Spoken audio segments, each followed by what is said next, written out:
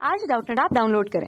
Doubtnut पर अपने सभी गणित, रसायन विज्ञान, भौतिक विज्ञान और जीव विज्ञान के डाउट्स का करो सफाया। बस प्रश्न की फोटो खींचो, एक ही प्रश्न को क्रॉप करो और तुरंत वीडियो सोल्यूशन पाओ। अभी डाउनलोड करें। जैसा कि प्रश्न में दिया गया है, प्रश्न में हमें कहा है कि इनमें से न्यूनतम ऊर्जा वाला उपकक्षक है। तो हमें चार विकल्प दिए गए, हमें बताना है इनमें से न्यूनतम ऊर्जा किसकी है, किस उपकक्षक की है। तो आइए सबसे पहले समझते हैं कंसेप्ट। ऊर्जा जो होता है, ऊर्जा हमारा समानुपाती होता है किसके, n+l के। ऊर्जा समानुपाती होता है n+l के। इसका मतलब क्या है, अगर n+l का मान कम होगा तो ऊर्जा भी क्या होगी, कम होगी। और अगर n+l का मान ज्यादा होगा तो ऊर्जा भी क्या होगी, ज्यादा होगी। अब हम ये भी समझते हैं n और l क्या होते हैं।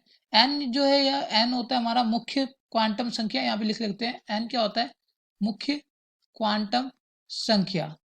और तो लिख लेते हैं यहाँ पे मुख्य क्वांटम संख्या। और l के बारे में भी समझते हैं, l क्या होता है। l होता है हमारा कक्षीय, लिख लेते हैं कक्षीय, फिर क्वांटम, कक्षीय क्वांटम संख्या। तो हमने क्या समझा, ऊर्जा क्या होता है, समानुपाती होता है n+l के।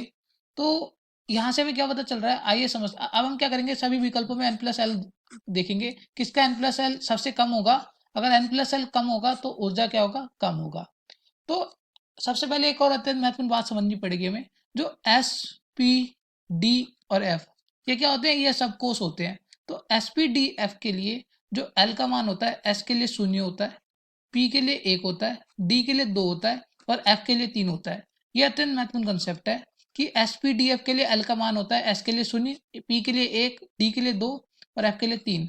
अब हम निकालते हैं 3D के लिए n+n का मान। पहले विकल्प में दिया 3D, तो 3D के लिए n+l का मान निकालते हैं। तो आइए हल करते हैं 3D।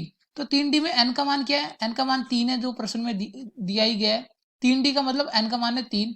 और l का मान अगर हम देखें, d के लिए हमने क्या समझा था, d के लिए l का मान क्या होता है, अभी हमने लिखा था d के लिए l का मान होता है 2। तो d के लिए l का मान है 2, तो n+l का मान कितना होगा, n+l का मान होगा 3 + 2, तो n+l का मान हो गया 5। अब चलते दूसरे विकल्प में। दूसरे विकल्प में दिए 4s, तो 4s के लिए n+l का मान ज्ञात करते हैं।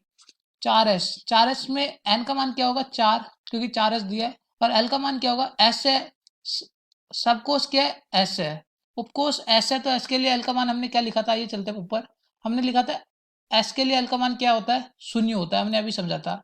तो l का मान क्या होगा, 4s के लिए l का मान होगा 0, तो n+l का मान क्या होगा, 4 + 0, तो n+l बराबर हो जाएगा 4 के। अब चलते हैं तीसरे विकल्प में। तीसरे विकल्प में जिक्र किया 4p का, 4p, तो अब 4p का में n+l का मान निकालते हैं।